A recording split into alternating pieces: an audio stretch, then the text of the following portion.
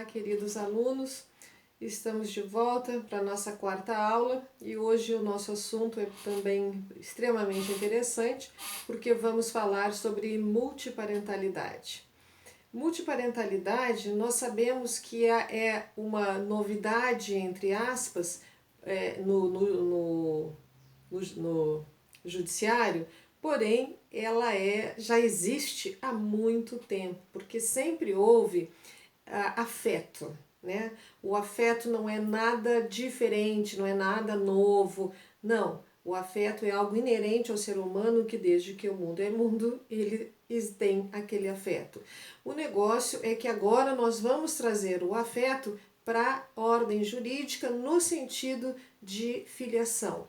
Então, o que é uma multiparentalidade? É quando há mais de dois pais, duas mães envolvidas numa situação, houve uma separação, essa criança foi criada por um padrasto e esse padrasto é o pai socioafetivo. Não podemos falar só de paternidade socioafetiva e sim maternidade socioafetiva também, tendo em vista que há muitos casos em que a mãe cria a criança, a mãe não, a madrasta cuida da criança, ou a mãe faleceu, ou a mãe abandonou e tal, e vem uma terceira pessoa, denominada madrasta, e cria essa criança com todo o amor e carinho, e essa criança, inclusive, a chama de mãe. Então, nós temos várias situações que não dá para minimizar a importância deste assunto, tendo em vista que diz respeito à vida de uma criança, a construção de sua cabecinha, do seu ser, através do amor, através do afeto, que é a parte primordial. Então, o que a gente vê é o direito seguindo atrás do que está acontecendo na nossa sociedade. E nós temos visto muito, já falei para vocês nas aulas anteriores, que nós nos tornamos campeões mundiais em separação e divórcio. Com isso acontece o quê? As crianças, elas ficam, e aí? E aí entra outro pai e entra outra mãe, que pode criar com todo o amor e afeto, ou então ele fica na dele, o pai biológico continua o pai biológico e vai ser para sempre e não há aquele vínculo afetivo. Bom, o que nós temos visto muito acontecer e de uma forma muito triste? Hoje em dia nós temos as mocinhas engravidaram, o pai da criança não registrou e aí ato contínuo, se apaixona novamente e o próximo, no auge da paixão, vai lá e diz, não, eu registro teu filho e será o meu filho. E começa a criar aquela criança com todo o amor, com todo o carinho. Passado alguns anos, há a separação desse casal. E esse pai não quer mais saber da criança. E vai e entra com uma ação anulatória de paternidade. Bom, isso chega até os tribunais e cada caso vai ser resolvido de uma forma diferenciada. E hoje nós temos mais ou menos a regra de esta pessoa que registrou sabia que o filho não era seu? Sabia. A criança já era nascida quando eles casaram ou começaram a viver em união estável. Muito bem, então ele adotou, ele registrou porque quis. Muito bem, se ele registrou porque quis, já tem um tempo, a criança chama de pai, não há como desconstituir essa paternidade. Aliás, nós temos assim um caso que chamou a atenção na ordem jurídica há muitos anos, uns 20, 30 anos atrás, mais ou menos, em que esse caso até ocorreu foi em Minas, um casal, ele já era casado há bastante tempo e não tinha filhos, e um belo dia esta esposa encontra um ex-namorado e naquele afã e tal, tem relação com ele e acaba grávida. Mas ela se arrepende e vai e conta para o marido que ela teve aquele ato translocado, queria pedir perdão e tal, e como sempre foi o sonho do casal ter filhos, que ela estava grávida. Então o marido acabou perdoando e quis assumir esse filho como se fosse seu. Muito bem. Registro, casamento, você sabe, pater est, né, é casado, então a lei diz que o filho presume-se desse pai. Foi lá, registrou a criança, criou com todo o amor e carinho o menino, e esse menino, aos 15 anos, ele, assim, trabalhando na empresa do pai, aquele amor, há uma briga entre o marido e a mulher, e eles definitivamente resolvem se divorciar. Este homem é enfurecido, totalmente fora da sua razão, ele entra com uma ação anulatória de paternidade. Imagine, depois de criar todos esses anos com todo esse amor, esse menino. O que aconteceu? Esse menino ficou sabendo quando a mãe foi citada. Ele não sabia de nada. Esse menino foi ao suicídio. E essa mãe entrou numa depressão profunda que não teve volta. Esse caso mexeu com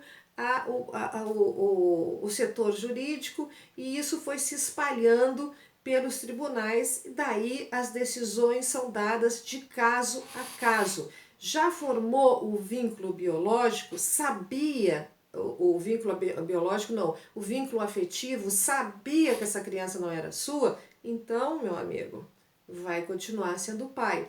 Mas claro que existem situações de todos os jeitos. Nós tivemos um caso aqui em Londrina, também há muitos anos, em que um homem, ele se apaixona por uma prostituta e ele a toma em casamento sabendo que ela estava grávida de outro homem. Muito bem.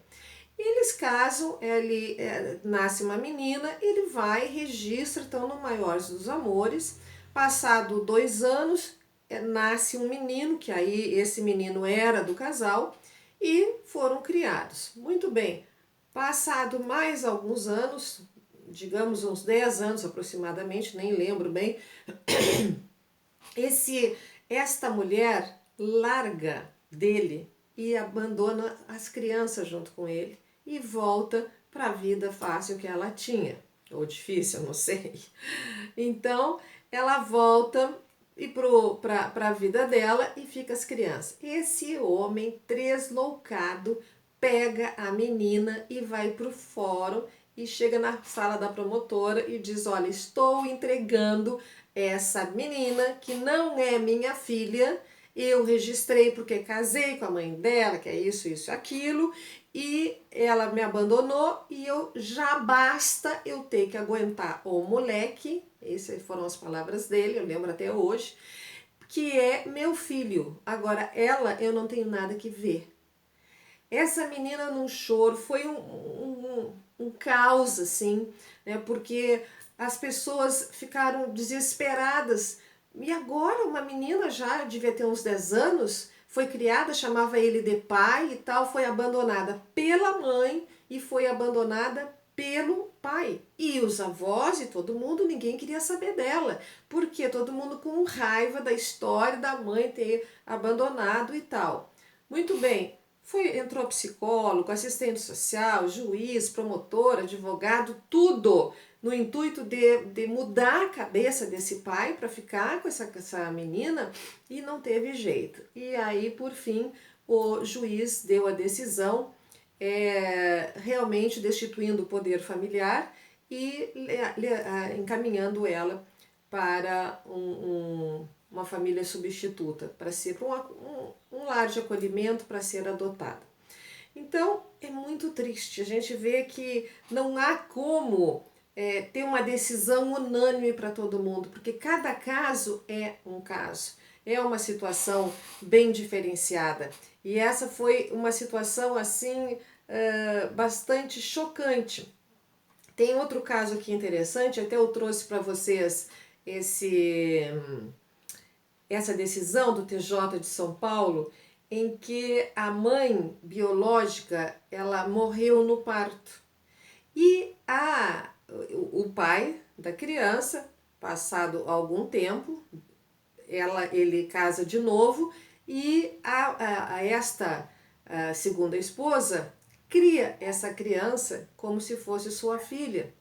E passado um tempo, essa madrasta, ela quis o registro dela como mãe também, porque quem que criou, quem fez tudo foi ela.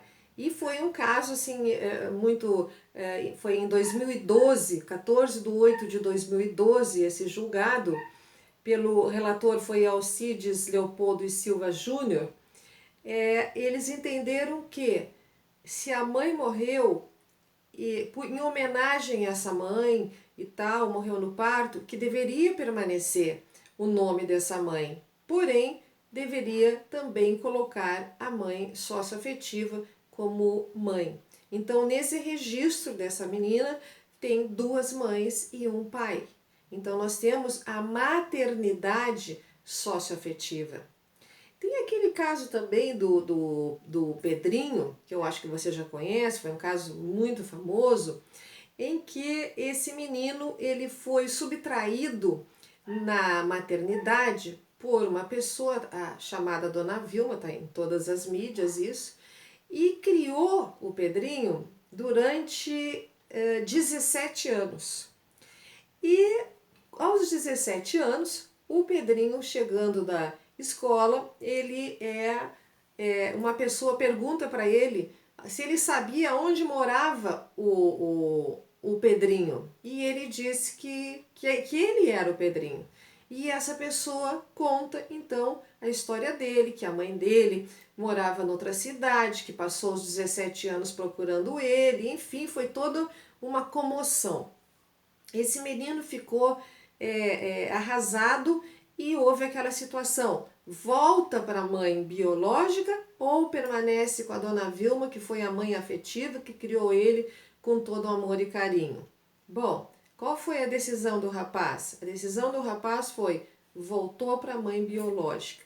E aí, até quem isso está no livro do Cristiano Facetari, que ele é um tremendo de um jurista, e ele estava contando que foi professor do Pedrinho e que perguntou para o Pedrinho: mas por que tu voltou para tua mãe biológica? E que a frase dele ficou na cabeça do Cristiano, porque o menino disse o seguinte: porque não existe uma prova de amor tão grande de uma mãe procurar por 17 anos um filho sem desistir. Poderia muito bem ter acontecido ela ter desistido, cansado, muitos anos se passaram. Não, mas ela nunca desistiu de mim. Então eu vou realmente voltar para minha mãe biológica. Muito bem, aí surgiu aquele problema, porque lá com a mãe biológica, o nome dele era Osvaldo. Até eu anotei, eu achei super interessante, Osvaldo. Deixa eu ver se eu acho aqui. Osvaldo Júnior. E o juiz recuperou, né? Ele fez a anulação do registro de nascimento, né? Porque ele foi subtraído e o menino consentiu. E aí o nome do primeiro registro, né? Porque a validade do primeiro registro, e o segundo entende-se que não tem validade. Muito bem, então no nome do primeiro registro ele era Osvaldo Júnior, só que ele tinha 17 anos como Pedrinho.